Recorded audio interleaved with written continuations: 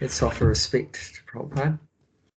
Om Jnanajamandasya Gananjana Shalakaya Chakshurmalatam Yena Tasmai Shri Gurave Namaha. I was born in the darkest ignorance, and my spiritual master has kindly opened my eyes with the shining torchlight of transcendental knowledge. I therefore offer my respectful obeisances under his lotus feet. Srila Prabhupada Ki Jai. So today is actually a very special day. One is that it's Ekadasi, but it's the particular Ekadasi that this wonderful conversation that we're reading, Bhagavad Gita, took place, Gita Jayanti. So yeah, Krishna and Arjuna are speaking together on this day around 5,000 years ago. It's the anniversary of that holy occasion. The first day of the Battle of Kurukshetra. So that was an 18-day battle that all modern wars are very minuscule in comparison. Huge battle that warriors from all over the world came together there. So Kurukshetra is there still today. You can go there. It's just, a few hours away from Delhi. Opposite direction to Vrindavan, right? From Delhi. I think southwest or something. Yeah, it's just a few hours, I think, drive from Delhi, going the opposite way to Vrindavan. And yeah, all the Kauravas, Pandavas assembled together there to fight. And then, of course, we know Arjuna on the first day, when he saw all of his relatives and dear ones on the other side of the battle, he took compassion on them and didn't want to fight. And so Krishna spoke this wonderful conversation, instructions to Arjuna, which is immortalized in the Bhagavad Gita. So yeah, very special day. That's the day today, Gita Jayanti. So today there'll be a lot of Bhagavad Gitas getting distributed around the world in ISKCON temples, and that they try to sell a lot of Bhagavad Gitas. And they all recite the whole Bhagavad Gita. Yeah, and they recite the whole Bhagavad Gita. Many temples will be reciting all the 700 or so verses of the Bhagavad Gita, like that. So yeah, let's read one of them. So we're reading from Bhagavad Gita, chapter 9, entitled The Most Confidential Knowledge, text 10. And there's one bug sitting next to me named Jayanti. She wants to say something. She's being a real bug today.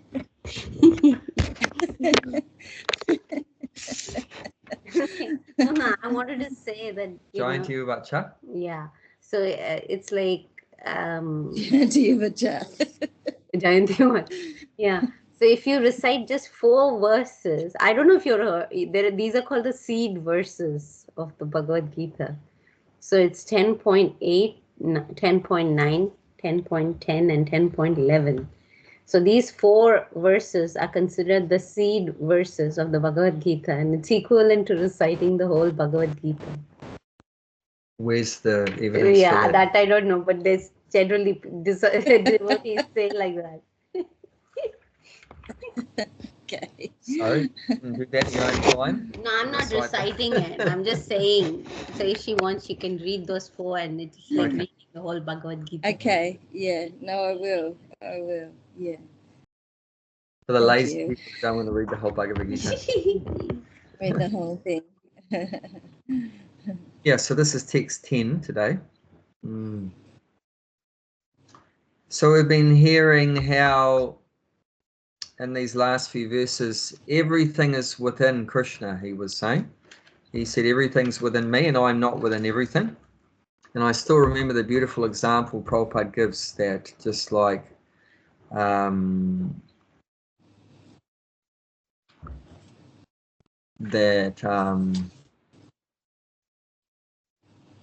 car is forward, but forward is not the car. That was such a nice example Prabhupada gave in a class. Yeah. So yeah, everything is within Krishna, but Krishna is not in everything. He's aloof. And in this last verse we did, text 9, Krishna says that again, that he's aloof. I am ever detached from all these material activities, seated as so neutral. So although he's controlling everything, creating everything, maintaining everything, but he's aloof or detached from this material world. He's just enjoying his pastimes with loving devotees in the spiritual world, dancing with the gopis and herding the cows with the cowherd boys and stealing butter and running away from his mother and all these sweet loving pastimes in the spiritual world.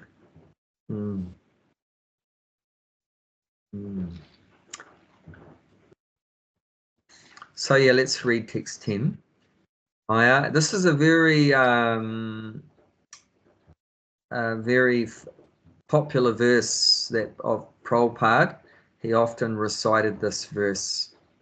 Very important philosophy in this verse. Maya dakshena prakriti. Maya dakshena prakriti. Suyate sacharacharam. Suyate sacharacharam. Hetunanena kunteya. Hetunanena kunteya. Jagad viparivartate. Jagat viparivartate. Like to read the English, Bhakti Mala? This material nature, which is one of my energies, is working under my direction, O son of Kunti, producing all moving and non-moving beings. Under its rule, this manifestation is created and annihilated again and again.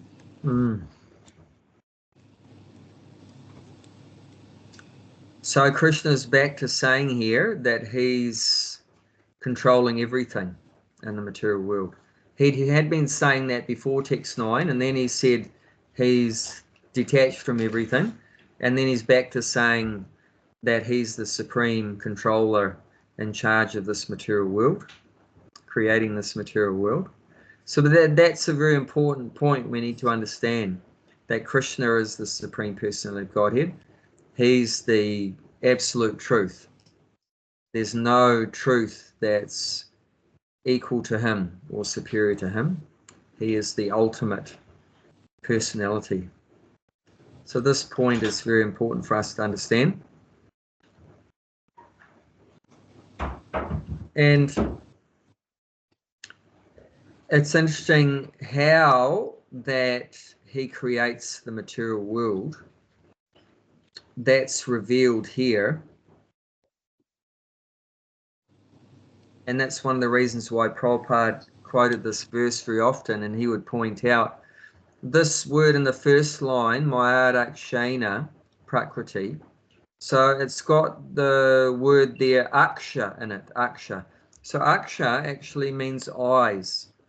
So Prabhupada would explain that just by Krishna glancing over the material energy in the form of Vishnu, so even it's not Krishna glancing, but one of Krishna's expansions named Karanadakashayi Vishnu, or Mahavishnu for short, just Mahavishnu would glance over the material energy just by his eyes, just by looking at the Prakriti, which is the material energy, just by looking at that energy, would set everything into motion in the material world just by his eyes.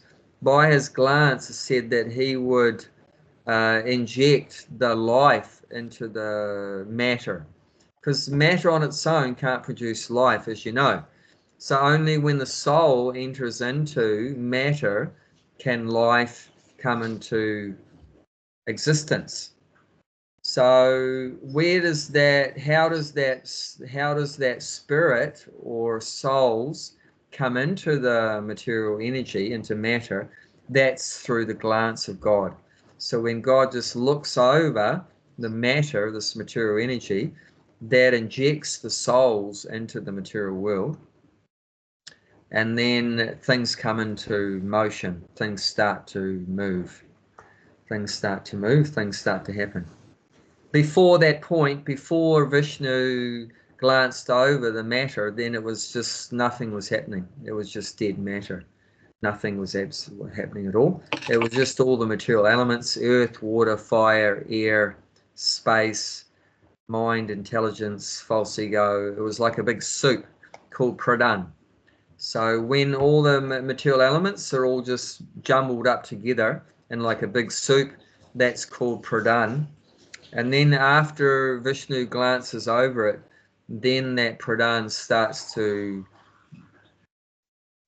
do things. And then Brahma was created from the lotus, and then so forth, then all the different species and things like that. But it all just started off just by his eyes. So we can see that he really is aloof. Aloof means very remote or distant, not close. That's what, aloof means. So God is definitely aloof in that sense, that he's very far away. But just by him looking at the material energy, it starts to happen. Everything starts to happen like that. And it's actually said that that glance of Vishnu over the material energy is said to be Sada Shiva. So one particular form of Shiva was manifested in that glance. And we see that Shiva, although Vishnu's not attached in any way to the material world, he's very detached, as he says in text 9, he's very detached, Nabhadananti. But Shiva is very much involved with the material world, and he's actually married to the controller of the material world, Durga or Parvati. She has many names, Maya Devi. So she has many names. So he's obviously very intimately connected with the material world because he's married to the material energy. You can't get more closer than that. So, but it's said that that glance of Vishnu actually is one form of Shiva, like that. And it's said, it's interestingly said that Advaita Acharya in the Panchatattva, got Sri Krishna Chaitanya Prabhu Nityananda, Sri Advaita Gadadhara Shivasari Gaura Bhaktivinoda. So it's said that Advaita Acharya is a combined incarnation of Mahavishnu and Sadashiva. It's said that he's incarnation of both those personalities. And we see there is a relationship, like when Mahavishnu looks at the material world, that's Shiva. That glance is the glance of Shiva, like that. So, yeah. So Advaita Acharya is that Mahavishnu, Shiva personality. Does anyone want to say anything about that? I find a lot of, oh no, it's just, I find a lot of it hard to sort of cement into my head. It seems like such sort of out there ideas about, I can't hold on to it. No, that's okay. I mean, it's kind of in English, bit beyond my comprehension. Yeah. Because we've never seen that anyone doing that, right? Just look at something and it makes something come alive just by looking at it. So definitely it's a bit inconceivable, which in Sanskrit we use the word achincha. Achincha means beyond our mental comprehension. With something beyond our experience. If you haven't experienced something before, you've never seen it or done it or something before, then it's pretty hard to understand something. Like if you saw if someone told you about a pig flying, you'd have a hard time understanding that because you've never probably seen a pig fly like that, or an elephant swim, an elephant swimming or something like that, because you've never seen an elephant swim or a pig fly or whatever like that. So something like that, you've never seen it before, can be quite inconceivable. However, we should have faith in it because we understand that the Vedas is the absolute truth. You know, it's perfect knowledge. As Vyasadeva is an incarnation of God, and he's not going to cheat us like an ordinary author might want to be cheating us. But God is not cheating us. He's just has our best interest in mind. So we have faith in it, even though we don't necessarily understand everything. But yeah, slowly, the more we apply this knowledge in our life, especially the chanting and following the regulated principles and things, then Krishna will be pleased. Krishna will be pleased with our devotional service, and he'll enlighten us in our hearts. And that's particularly how we progress in bhakti. It's not so much because we're academically very brilliant, a great scholar or anything like that, a great philosopher, but more that we just do humble service, and Krishna's pleased by our humble service. And as part of the reciprocation for our service, can you not do that? I'm not doing Can you just it. turn the internet off? Hey, Baba, I'm trying to look up a verse. Is that a problem? Okay, but the thing is like beeping. But I put I the got one internet bug next to me today. So biting. Yeah. So I what was I saying? yeah. That's Krishna gives. Yeah, Krishna will be mercy pleased to understand. by our service. Yeah, and then he'll enlighten us. He'll enlighten us in our hearts.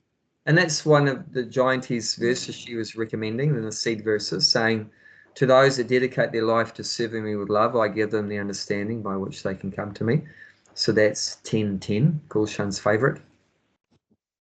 So yeah, Krishna within our heart will enlighten us. The Paramatma will enlighten us in our heart when he's pleased by our service. So yeah, don't worry about that we don't understand things. I remember one Prabhupada disciple, he said he picked up the teachings of Lord Chaitanya from a library. That's the first contact he had with Krishna consciousness when he was a young fella. And he couldn't put it down. He read it from beginning to end with hardly slept or ate or anything. But he said after reading it, he didn't hardly understand anything. So although he didn't understand anything, but he was so attracted to it. So it's like that. You know, the main thing is to be attracted to the process. You know, you do the chanting, you do the reading and everything like that, do some service, and you might not comprehend everything what you're doing, but that doesn't matter. We should just follow the process, and knowing that, have faith that Krishna will be pleased. And then slowly, you know, Krishna may give us some more understanding, more enlightenment, whatever we need to know.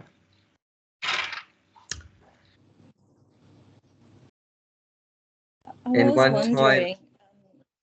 Yeah, What's sorry. That? No, you go.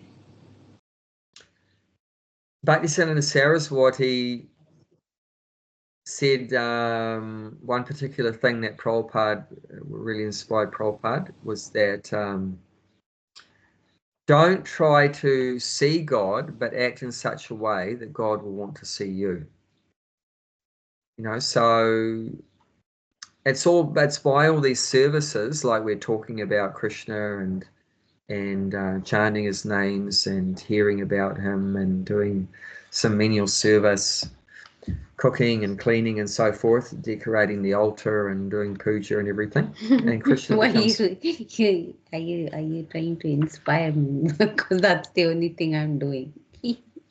No, this is the truth. So it's by doing all these things, you know, that Krishna will notice us. Krishna will see us. It's called Drig Drishya Vichar. That's the philosophy Bhaktisiddhanta Saraswati was talking about, Drig Drishya. So it's the philosophy of Vichar means philosophy, and Drig and Drishya means seer and seen. So the idea, he said, is who is seeing who? Are we seeing God or God seeing us? Which way is it? What's our philosophy? Is it the idea that we will see God or that God will see us? Because materialistic people, they always say, you know, I don't believe in God. If God is there, then I want to see him. Then you show me God. I want to see God. But Prabhupada would always criticize this idea that people want to see God. And he said, what can you see? He said, you can't even see anything when it gets dark. When the sun goes down, you can't even see anything. You can't even see something very small. And you can't see something very big. And you can't see something very far away. And you can't see anything very close to you. Like there's nothing closer to our eye than our eyelid. But can you see your eyelid? Can you even see your nose? You have to strain your eyes to even see your nose. You start off with your finger further away and you bring it closer. And if you're lucky, you might see your nose. So you can't see something close, far away, something very small, something very big. Like that, if it's dark, you can't see. So the eyes have so many limitations. So how the heck are we going to see God? So people want to see God, but Senator Sarah's what he said. Actually, the best thing is try to act in such a way that God will want to see us. That's what we should be trying to do. Act in such a way that God will want to see us. And what kind of activities please God that he'll be attracted to want to see us? And we know there's 9 things, right? Hearing about God, that attracts him. Chanting God's names and glories and that attracts God. Remembering God, that attracts God. Worshipping Krishna, Archana. Vandanam, offering prayers. Dasyam, rendering menial service. Sakyam, trying to make a friendship with God, like Arjuna. Arjuna was making friendship with Krishna, Krishna's friend. And then Atmanivedanam, surrendering everything. And I was just saw it today in one post that this tilak, the devotees wear the tilak, that is you're decorating your body with Krishna's feet. You're putting Krishna's feet on your body, and this person was saying, this was in a temple on a plaque on the temple, and it was saying that this is Krishna's feet, this tilak, and that is a sign of Atmanivedanam, means self-surrender, that you're surrendering everything to Krishna, surrendering your body and everything to Krishna. So like these 9 processes of devotional service, they pleases Krishna. So if you do those things, then he'll notice us. He may notice us. He'll look at us. So that's much better. So don't worry if you don't understand everything about Krishna. That's impossible. It said even that Krishna doesn't understand himself completely. It said even Anantasesha, the many-headed snake, incarnation of Balaram, although describing Krishna's glories and opulences forever, he can never come to the end of it. It's unlimited. So yeah, Krishna's unlimited. We're not ever going to be able to understand Krishna completely. But as Krishna's pleased with our services, then slowly he'll reveal himself, whatever we need to know to make progress. Well, the main thing is to try to please Krishna. And what we're doing now, just hearing and chanting about him, definitely pleases Krishna. So that's the main thing. Don't worry, how much you understand. And just like that devotee, the first book he read, he said he hardly understood anything. But he was attracted to it. That's the main thing. So we should be attracted to this process, hearing and chanting. How much comprehension we have, that doesn't really matter. But the main thing is, and ideally, if we can get to like doing these things, coming together and talking about God, if we enjoy doing it, if we like doing it, then Krishna will definitely be very pleased. Are you going to say something before Bhakti Mala? You still remember what you wanted to say? Oh no, I was just wondering about like how we're reading Bhagavad Gita as it is, that Prabhupada translated, that there's so many other Bhagavad Gitas, but how have they mistranslated the other ones? Like how come he felt the need to do Bhagavad Gita as it is? Like, have you He read actually other says ones that in the introduction, what the need for another one is.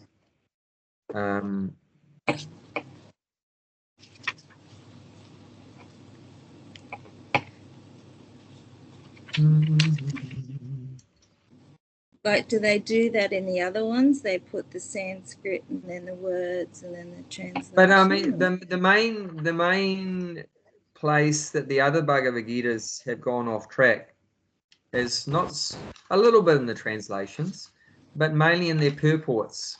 So when the author writes a commentary, they leave out of the commentary that Krishna is the Supreme Personality of Godhead. That's a big deviation. Okay. You know, and they put in other things in their commentaries that are not even there. Like even in the very first verse of the Bhagavad Gita, they get it so wrong. Like the very first verse in the Bhagavad Gita is talking about Kurukshetra, that they've assembled there at the Kurukshetra, and one particular commentator says that Kurukshetra doesn't mean a place; it means the body. It's an analogy to the body, and the Pandavas aren't five brothers. It means the five senses. It's an analogy to the five senses. So that's complete nonsense. These are like demons.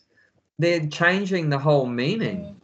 How dare they say that Kurukshetra doesn't mean a place and the Pandavas doesn't mean five brothers? You know, they're just cheats. They're just completely cheat. They're just establishing their own theories and, you know, opinions and everything like that. But they're not in the discipline. Okay. They're not in the discipline session. And they have no right to speak on the Bhagavad Gita because they don't understand the Bhagavad Gita. And Okay. like it said, you know, you can't taste honey by licking on the jar. You actually have to dip your finger in. So unless you actually become a devotee, which is like licking the honey, then you can't understand what it is, you know. So you can't understand Krishna if you don't want to do devotional service. And almost all these other authors, they don't do devotional service. So they have no understanding that, you know, Krishna only reveals himself to a devotee. If you're not a devotee, you're never going to understand. Never going to understand Krishna. So I'm just looking for what that bit is. I remember reading somewhere.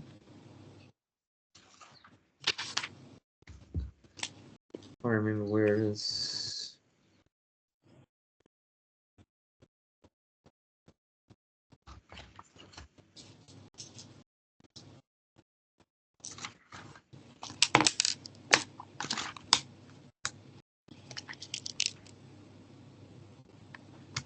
He talks about somewhere in the beginning. One lady asked him, "Why are you writing another?" It's in the preface. Oh. No, Yeah, see, before my presentation of Bhagavad Gita, as it is, almost all the English editions of Bhagavad Gita were introduced to fulfill someone's personal ambition. Where are you reading? Preface. Where in the preface? It's paragraph 3. Oh yeah.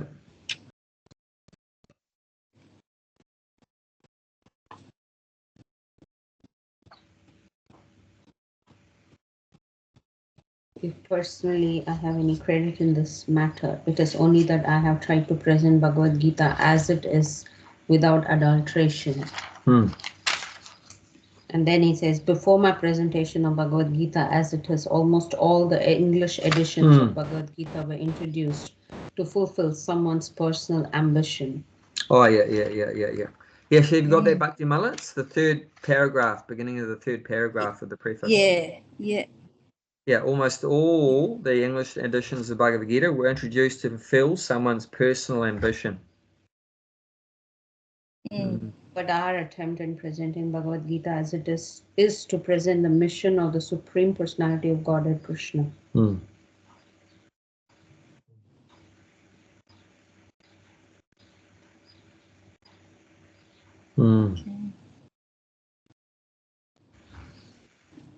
Yeah, so there's just so many speculators writing their commentaries. And Prabhupada's point was, if you want to just write your opinion, just do it, but don't do it under the name of the Bhagavad Gita.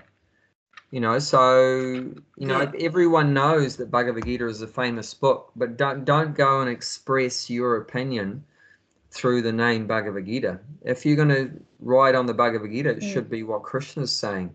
Don't, you know, make up your own story and just you write it under the Bhagavad Gita. That's just cheating. So the problem is so many cheats have done that, misled people through, you know, putting the title the Bhagavad Gita, but then just writing their own speculation. Yeah.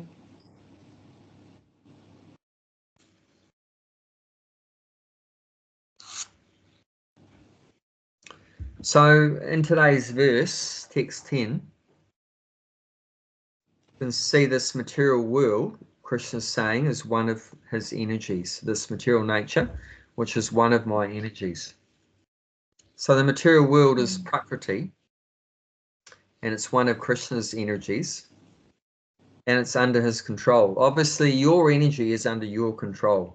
So this whole material creation is an energy of Krishna. It's under his control, completely under his control. And in this material world, you have basically two kinds of living entities. You have the moving and the non-moving. Chara and achara, moving and non-moving. So that's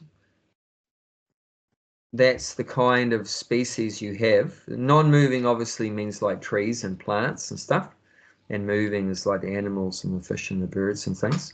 So you have two kinds of living entities, but all these living entities, they're all come into being and manifested due to Krishna's glance, you know, Mahavishnu's glance. So the Lord injects the souls into the material world just by his eyes, just by his glancing, and he's impregnating the Prakriti, the material energy, just by his eyes, like that. So that's where there's a big difference between Krishna and us, because through God's body, he can perform any function through any sense. That means just like when we offer our food to Krishna, how does he accept it? We don't see that he's eating it with his hands like we normally eat food, through our hands. But how does Krishna accept our offerings of food? Through which senses? Say again, what did you ask? I don't actually know. What did you say? It could be any sense. How does Krishna accept the food that we offer him? Normally, we'd eat it with the hands, but we don't see that the food has been eaten by the hands. He glances over it. Yeah, so Jayati said he glances over it. So it said, Krishna accepts our food offering just by looking at it, just by his eyes. And also, when a devotee offers nice prayers for you, Krishna, please accept this offering, please take this offering, I'm begging you, please take this. I have no qualification, I'm just trying to assist my spiritual master, please take. So when the devotee offers nice prayers, he hears the prayers. So he's actually accepts that food through his ears. So he's eating through his ears or through his eyes, not only by his hands. Of course, he can eat with his hands, but he doesn't only eat with his hands. He can eat with any sense. So Krishna's senses are all interchangeable. And we actually say that in the greeting the deities in every temple. We sing some verses from Brahma Samhita.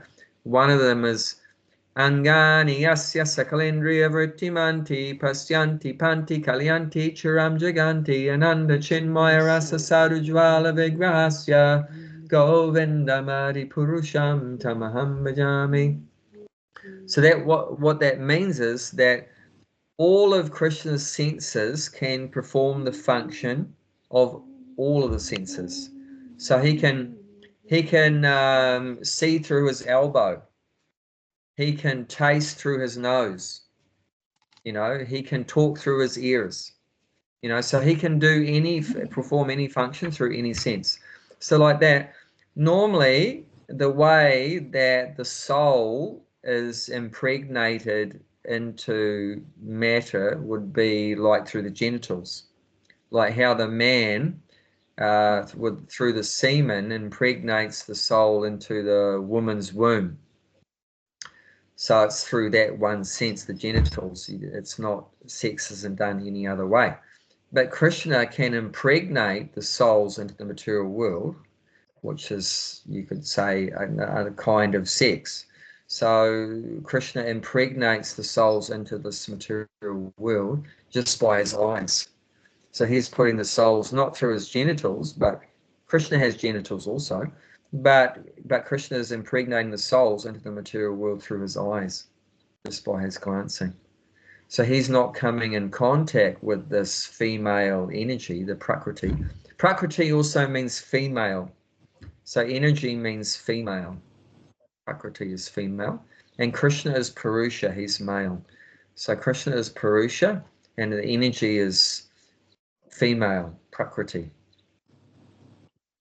So Krishna is the only male, ultimately, and everything else is Prakriti, meaning to be female, to be enjoyed by Krishna. All these different energies are meant for Krishna's enjoyment. So all the souls are Prakriti, they're Krishna's energy. They're meant to be enjoyed by Krishna. He is the controller of the energy, and so he is meant to enjoy it. And of course, in the material world, some souls are in the form of men and some souls are in the form of woman, female. Male and female is there. But ultimately, even in a male body, but actually the nature of the soul is we're Prakriti, female. We're meant to be enjoyed by Krishna. But in the material world, everyone is trying to be a Purusha. We're all trying to be like male. We're all trying to be the enjoyer like Krishna. So if you're in a man's body, you're trying to be the enjoyer. And if you're in a female body, a woman's body, you're trying to be the enjoyer. But actually, neither of us are the enjoyer. Krishna's the only enjoyer, and we're all meant to be enjoyed by Krishna. So constitutionally, we're all female like that. We're meant to be enjoyed by Krishna, and constitutionally, Krishna's the only male like that. But these souls have been impregnated into this material energy just by Krishna's looking over it. And then you end up, when the souls come into the material world, you end up with some living entities moving and some living entities non-moving. Those are the two basic categories of living entities. And that's the reason how everything came into being. All the great minds have always been thinking about how did the universe begin. It's always been a subject of interest to humankind since the beginning. How did all this begin? So this is right here in this verse, and it's one of the reasons why Prabhupada quoted this verse so many times. This verse is telling us how the universe began. This is the start of the universe, that God just glanced over the material energy, impregnating the souls into the material world, and then you've got your moving and non-moving living entities. And that's the cause, that's the reason. And the third line, hetu nanina.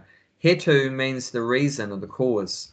This is the cause of the universe, of God's glancing over the material world and setting it into motion. That's the cause for the creation, how it all began. That's how it all works. And Jagad means the universe, and Viparate means is working. So that's how it works. That's how it works. So God glances over the material world and injects the souls into the material world, and it works. That's how it works. There's nothing else we really need to know. That's the nuts and bolts of how it works, because of God's putting the souls into the matter, into the material world. Of course, what we learn at school and in materialistic science is just matter. They only have an understanding of matter, but matter on its own is not going to do anything, isn't it? Nothing's going to happen. As always, you need the soul there. That's where the life comes from. Without the soul, there's no life. It's just dead matter. And we use that word dead matter. It's just dead. But actually, this body is dead right now. The body that we're all in now is dead. But then you'd argue, well, no, it's alive. But actually, it's the soul that's alive. And but the body itself is dead. It's even dead now. Not just what we call death. Death is what's death. So when the soul leaves the body, then we say that's death, and the body is dead. Actually, it's always dead. It just seems like it's alive now. Just like a car, right? A car is always just a dead car. But if the driver gets in the car, it moves and the lights come on and you can toot the horn and it does all kind of things. And when the driver gets out, then it's a dead car again. But it's always a dead car, right? So when the driver gets in, it moves. When the driver gets out, it stops. And then driver gets in, it moves. And the driver gets out, it stops. So this body is always in the same condition, just like a car, just like a vehicle. But now the soul is inside this car, inside this vehicle, and it moves and it talks and walks and does all kind of things. But that's because of the presence of the soul. So yeah, that's how it works, because Krishna has put the soul into this, into souls into this material world, into this particular body, and because of our karma, our past karma, Krishna has put the soul in this particular body, like that, because of our past desires and our activities. We've been put into this particular body.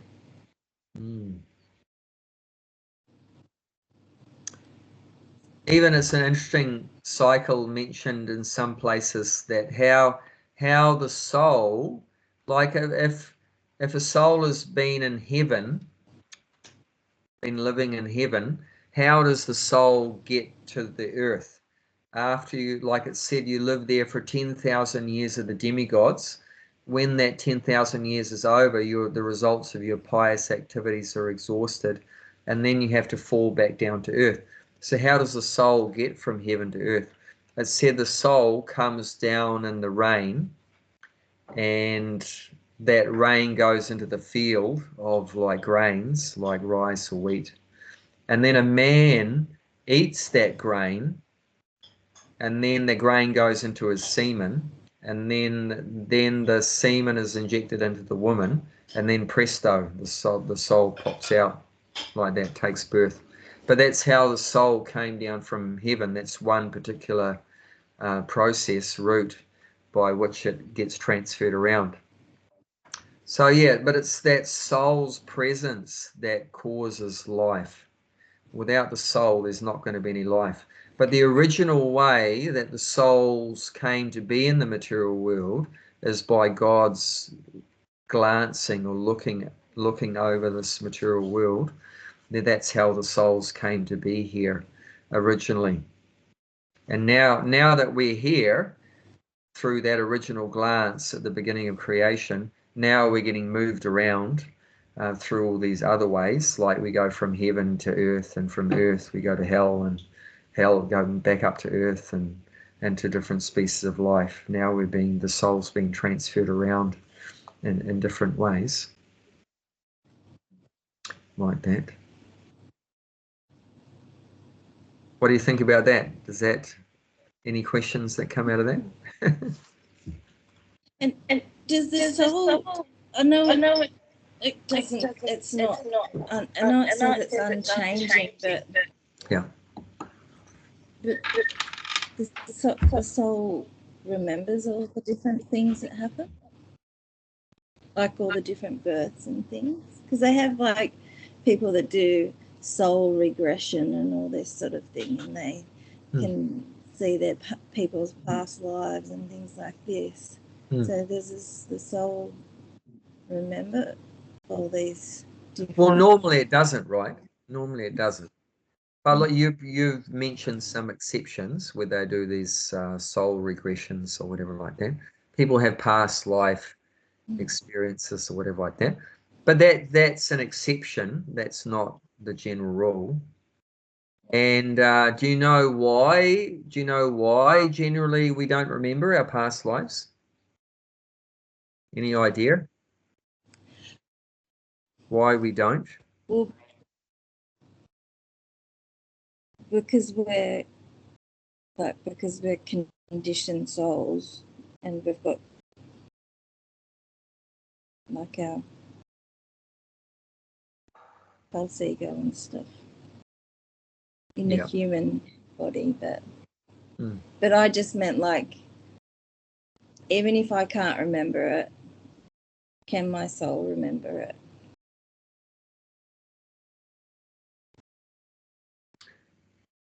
I mean, potentially everything is stored up in the mind. Actually, we have, although we change our body all the time, the body gets gross, physical body gets changed, but the mind doesn't change. So we have the same mind that we came into the material world with, the same subtle body, and as long as we're here in the material world until we go back to the spiritual world. So although we have many physical bodies always changing all the time, but the same subtle body is there. So everything's stored up in there. But yeah, generally what we call subconscious, right? So it's below your consciousness. You're not conscious of it. We call that subconscious. So yeah, it's generally all those impressions from our past lives are stored up in the mind, but subconscious, you're not conscious of it. But yeah, it's there. And there's some processes, like you mentioned, past life regressions to help bring it out. But I'd say you'd have to be very careful about bringing it out. And then that's one of the reasons why Krishna doesn't let you remember it all, because one thing is you'd go crazy if you remembered it all. Sometimes, isn't it, if you remember too much even of this one life, it makes us go a bit crazy. If we remember too many, traumatic experiences from this life. But if you remembered, the traumatic experiences of 10 lifetimes or 100 lifetimes, we'd just all be in the lunatic asylum. Everyone in a what do they call it? A straitjacket.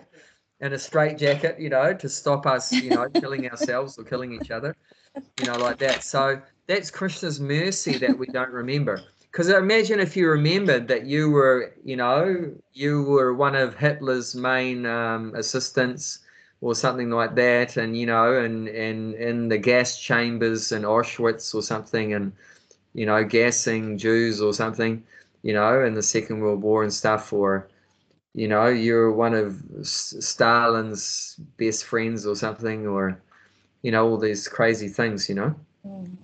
I mean, we've done good things too, but we've also done bad things. So so it's Krishna's mercy that we don't remember all these sufferings we've been through in previous lives, or that we were the one being tortured, or we were killed or something like that. One of my friends said that devotee friends showed me a what do you call it, a birthmark on his back, and he said the astrologer or someone like that, astrologer or someone told him that was where he had been stabbed in his last life. He had been stabbed in the back in his last life, and that birthmark is just marking that place where actually his physical body had been stabbed in his last life. And so it's pretty lucky we don't remember that. You know, I mean, how are you going to start off from a clean slate Yeah, in this that's life? right. Because, you know, Krishna knows that every Yeah. soul wants to try to enjoy in this material world. But how are you going to enjoy in this life if you remembered your last lives that you got smashed, you know, hundreds Yeah. of thousands of times, and your plans for enjoyment and everything like that? You'd be so frustrated and exhausted even before you started. You couldn't even start trying to have a good time. You'd be so bummed out that, you know, you'd been smashed around so many times. You know, so that's Krishna's kindness, that we can start Yeah. off from a clean slate every time. But then people ask, well, but then how are we supposed to get out of Yeah. the material world? Because you can never remember, you know, all the, you know, problems and everything like that. But yeah, Krishna reminds us in another way that's more easy to digest. You know what that is? We don't remember our own experiences that we've suffered in that, but we can remember the suffering and everything through another way. You know what that is? That in a more digestible way, that the material world is full of suffering of birth and old age and disease and death. That's how we get our relatives and all. Mm. What is your question? Sorry, I don't understand.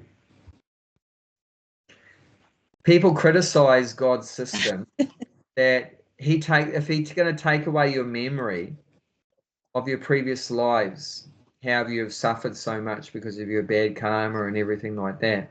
You can't remember that. So how are you supposed to learn and improve if you keep forgetting? But there's another way Krishna's reminding us. Well, he gives sufferings in this material world. No, but we can't remember all our past sufferings and all the bad karma we did and the suffering we got from it and everything. So how are we supposed to learn? Because you are suffering in this world. Then you kind of get tired from that suffering and you're like looking, how can I get out of this suffering? Yeah, but we can't learn from all the previous lifetimes. You could learn a lot I more. didn't understand your question. And the way Krishna's I guess he gives reminding us in a much more digestible way that won't turn us into a lunatic is by the scriptures. So by giving us the scriptures, we can learn in that way of these miseries of birth, old age, disease and death, and how bad karma leads to suffering and everything like that. But if he actually reminded you of your own personal bad karma of, say, the past 10 lifetimes, we'd all be completely crazy. But he can just remind us in a more digestible way. I can read it in the book that, you know, bad karma leads to suffering and things like that. And I can swallow that, and it doesn't drive me crazy. That's not so close to home.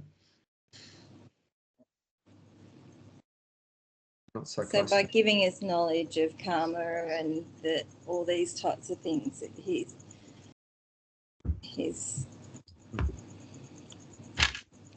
giving us the information we need.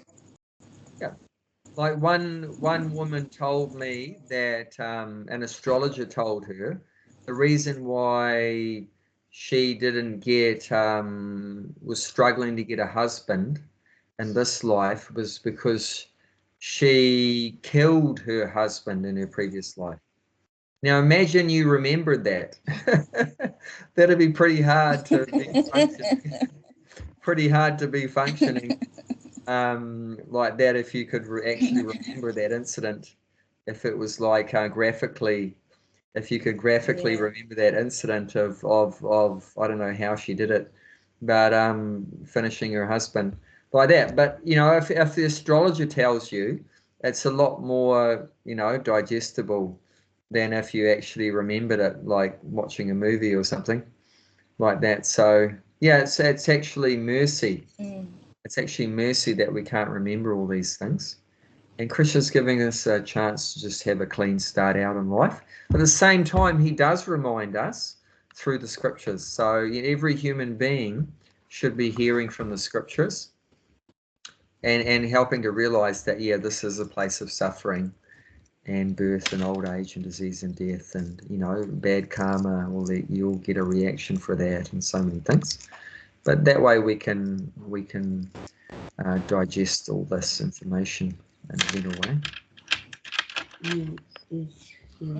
Chaitanya Charan saying, devotion. Speak loudly so she can hear. Yeah, Chaitanya Charan is saying, devotion requires renunciation. Renunciation of the lie that God is in any way to blame for life's misfortunes or our mistakes. Yeah. So yeah, this is interesting. This is an incorrect idea to think that it's God's fault. God is to blame for our suffering. Actually, we have to take responsibility for our own suffering. It's not God is to blame. And God wants us to be enjoying with him in the spiritual world, but we're the one that made the wrong turn. You know, we wanted to enjoy without God, and now we've got to, you know, we're held accountable for that choice we made to turn away from Krishna like that, and we got to learn our lessons. Okay, do you want to read the purport? Growing up an atheist, Abhay, that's one of the main arguments that you get told as a child, is that if God was real, then why would there be so much suffering? You know, I got told that a lot as a child, you know, as an answer to, you know, all these bad things happening. That's why there's no God, you know. Yeah. They think that's the proof that there's no God. Yeah. That if there was a God, then why would he allow us to suffer like that? But no, the suffering is created not by God, it's created by ourselves. That's the problem. It's created by ourselves, by our own, you know, bad activities like that. Actually, if you think of it, it's a way of learning humility. Because otherwise, with that argument, you're like, you're some great person and therefore you should not suffer anything, isn't it? I mean, that's the kind of mentality that's stemming from that, oh, why should I suffer? I have no right to suffer. So that means there's no God. Because allowing us to suffer, you know. But that's not being humble. I mean, when you suffer, if you're really humble, then you come to your knees and you pray, you know.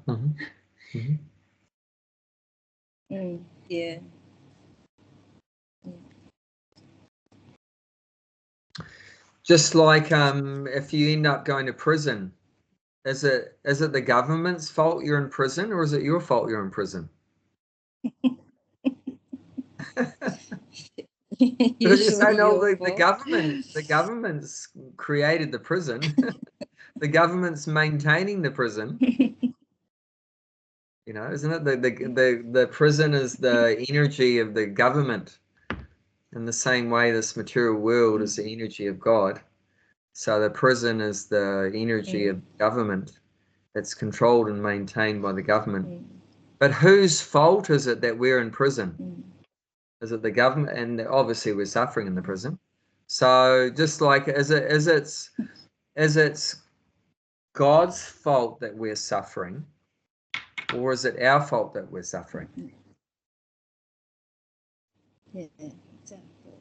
Yeah, why are we in the prison? Because we did something wrong. If we're in the prison and we did something wrong, so then we're suffering for what we did wrong, you know, so that we're responsible for our suffering. So in the same way, this material world is compared to a prison, you know, and we have been put here because we've acted criminally. And what was the criminal action we did? You know, we've turned away from God. We've turned away from God and we've tried to be God ourselves. We want to control everything, enjoy everything. And now we're suffering the consequences of that.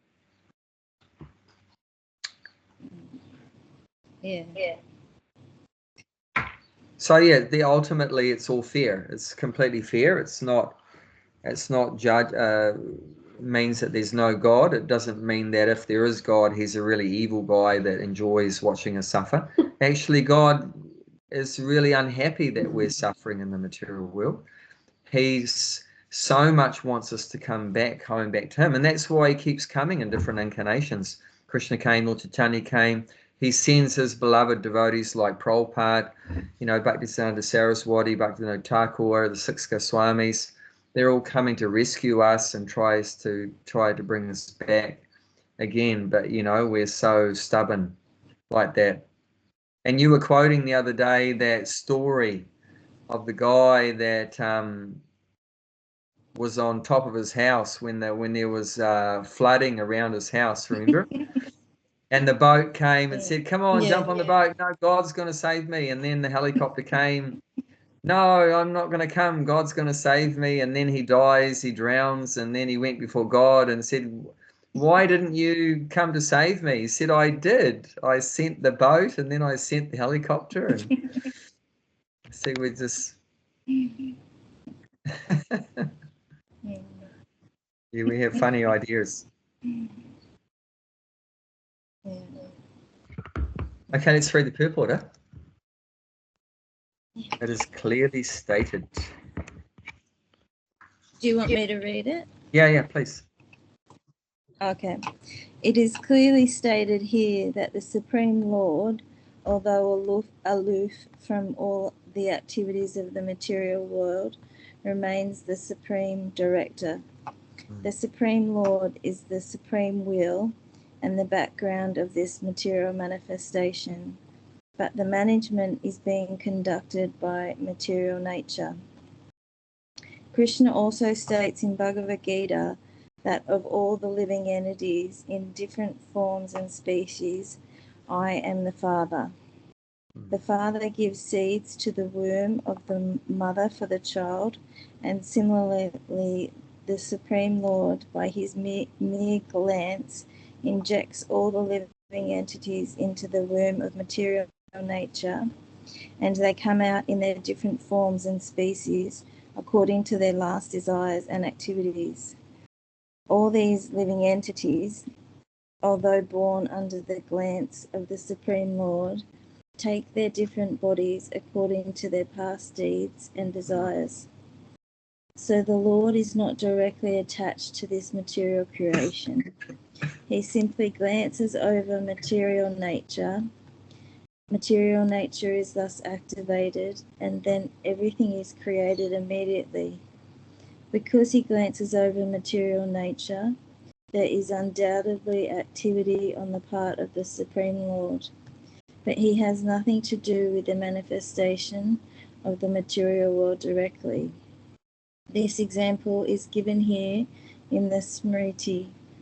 When there is a fragrant flower before someone, the fragrance is touched by the smelling power of the person, yet the smelling and the flower are detached from one another. There is a similar connection between the material world and the Supreme Personality of Godhead.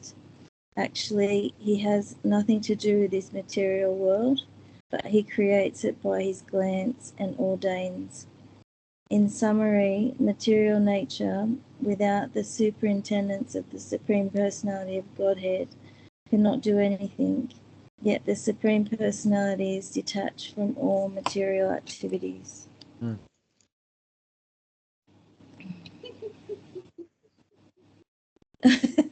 Got the flowers. Yeah. The nose Oh, is thank you. Isn't that The beautiful? nose is not touching it. Is that a rose? It's That's huge. It's as big as my head. Wow. This was given by that's a friend recently.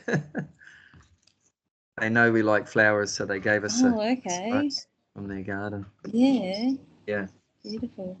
I haven't heard that before about the flower and the nice example. fragrance. Yeah. So Krishna's relationship with the material world is just like our relationship with a flower. They're not. Just like our nose isn't, our body is not touching the flower, but it's connected through the smell. So in the same way, God's connected to the material world through his glance, just by his eyes looking over it.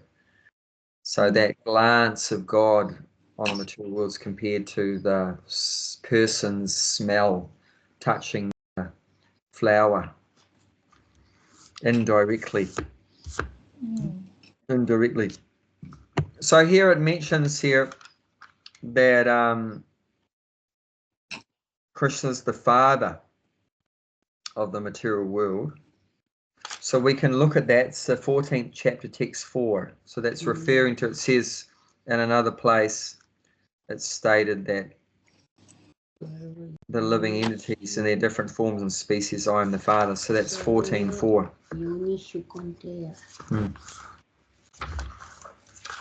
The last line is Aham Bija. Brother. What about the other lines? I know that. You know, read that, Bhakti Mala?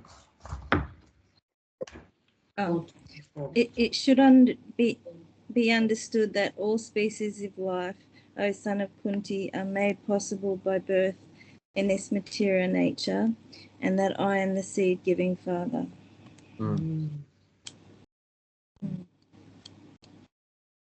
So in order for there to be a child, there must be two things. You need a mother and a father. You can't have a child without both. So for the living entities in the material world, the mother is this material nature. This material nature is the mother. Our bodies are produced by this material nature: earth, water, fire, air, and space. So our bodies are made up of nature, come from nature. And Krishna is the father. Krishna has injected the soul into this material nature. So yeah, the mother is this material nature, Prakriti, and the father is Krishna, Pita. Pita is father. And the mother is Mahat Yoni. Mahat Yoni means that's this material nature, this material substance. And we often say that even in ordinary talkings, you know, we say Mother Nature, but no one ever thinks about, well, who's the father? We keep talking Mother Nature, Mother Nature, Mother Nature. Yeah, so we know nature's our mother, but people don't think about who's the father. If there's a mother, it means there must be a father somewhere. Must be a father, and that father is Krishna. Krishna is the father, and he's injected the living entities, impregnated this material nature with the living entities. He's the father.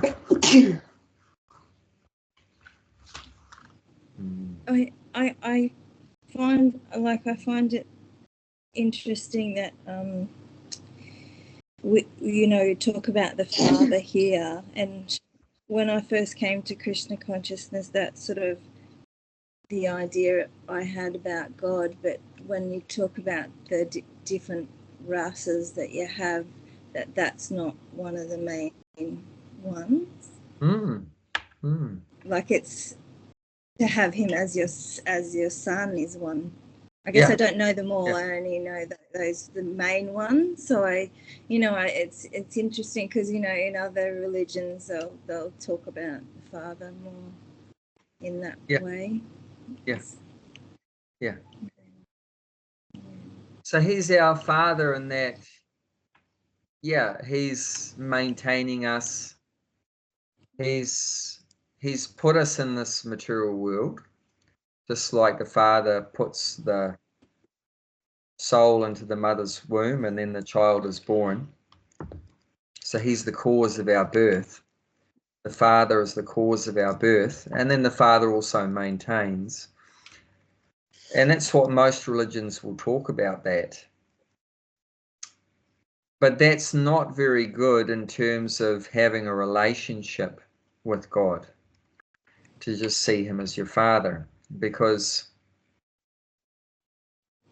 in terms of a father and the child, who is doing the service?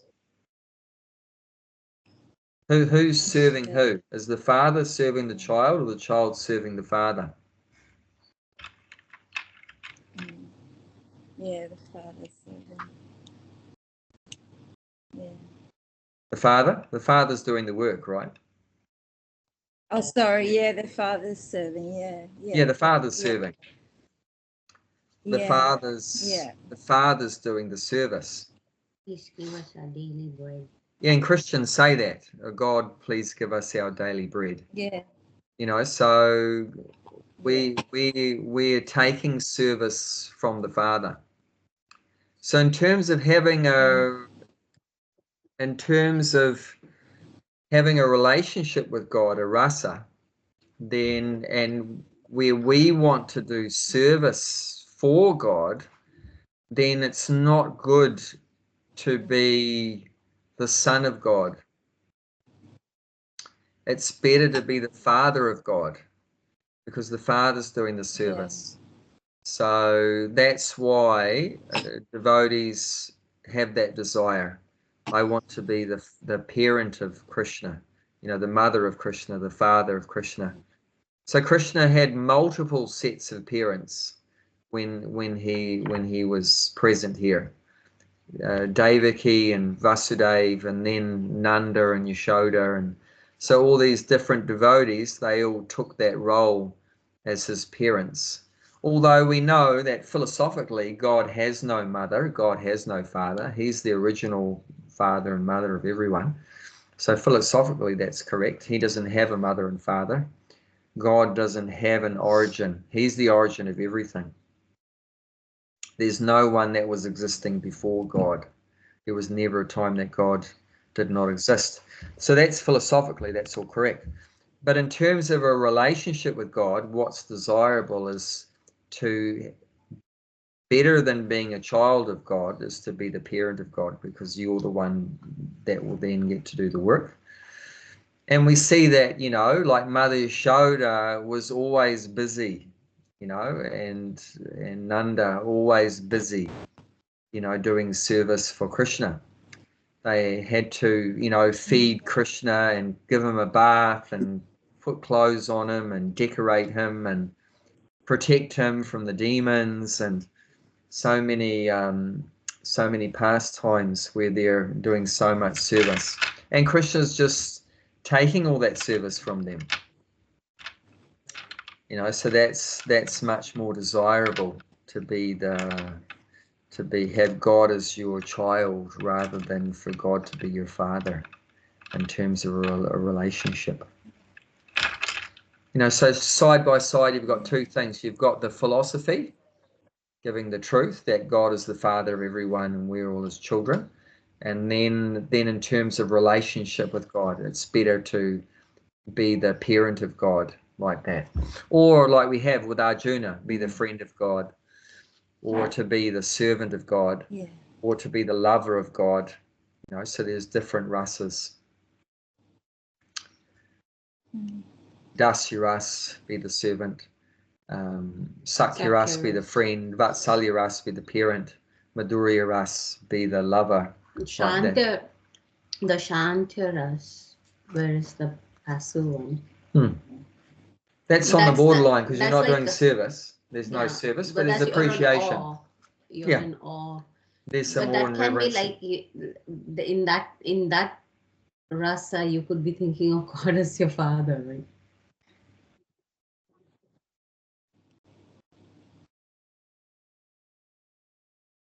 Because I think in Christianity, if you see, you're not thinking of Father God as, you know, like in, you know, you have love for Father. I mean, you have love for Father, but it's still one of awe rather than, isn't it? It's out of respect rather than. Yeah, so there's respect there. There's reverence there, appreciation there. So yeah, there's one rasa just before the service begins, which is called Shantaras. So the 5 main rasas. So Shantaras is the first one, which is called neutrality. It's defined in English. Shanta means neutrality. So you haven't actually started doing service yet, but there's appreciation for the greatness of God is developing and all these kind of things, and awe and reverence and respect and everything is there, but it's not yet starting to do service. So that's like on the borderline.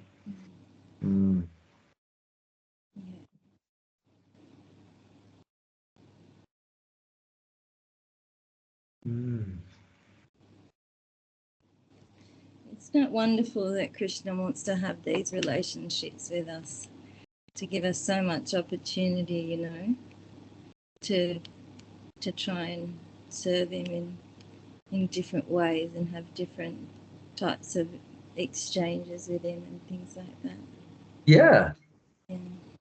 Because we're all expansions of Krishna. So the question is, why does Krishna expand himself into all of us, you know, unlimited parts and parcels, so they can have all this variety of loving relationships. That's why we exist. That's the purpose for our existence, is to enter into a loving relationship with Krishna, serving him in different ways. And then he enjoys that, and we also enjoy that. It's not only that he enjoys it, the service, but we also enjoy doing that service. That's what we're made for. That's why it feels so good. And you know, I'm sure you know you'll hold that close to your heart. You know, times where you were doing service is very satisfying, isn't it? Making garlands and cooking and dressing the deities and which deities did you dress? Jagannath. Did you enjoy that? Jagannath, yeah. Oh yeah, it was amazing. Yeah, I loved it. Yeah. Yeah, so Krishna loves getting dressed by you, and you love dressing Krishna. So yeah, it's a win-win. It was very nerve-wracking though. It was very nerve-wracking. Like I was just sitting there like sweating and sweating, you know. I was so nervous. My hands were all clammy and like I just it was that's the awe and reverence. It's basically the first tenet of the whole principles, I guess, sambandha, the relationship, isn't it? And then you have a process, and then you reach your ultimate goal. So, what is your relationship? But it also comes through once you do the process dutifully, you can go further in your relationship. Because your relationship could start in the passive state, or in like, you know, one of awe or whatever, and then it could become a very deep relationship.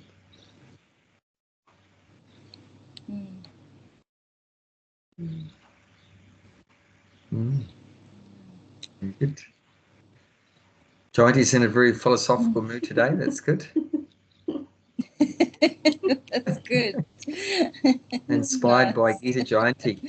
It's got her name in the day today. You see that? Gita Jayanti. So it's got Jayanti inspired up. It's got her name in the day. I think this Gita Jayanti is not the right term though. I've heard like that also. That Jayanti is supposed to be used only for Krishna. But the Bhagavad Gita is no different to Krishna, right? No, but there are other people talking in it as well. I don't know. But they say like that. It should not be meant. Gita Mahotsav, not Gita Jayanti. Okay. Yeah, I don't worry about it too much. I'm going to have to get going because I'm going to the Bhakti tree tonight. So we're going to the Bhakti tree. Very good. Are you working tonight? Oh, like I'm going to do.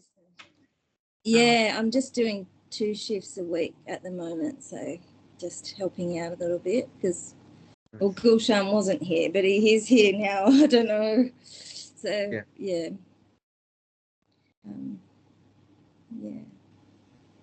But thank you. Online? Huh? Gulshan came online? No, he didn't. No, that's all right. Yeah, let me know if you hear anything about Gulshan, how he's doing. Yeah. Encourage him to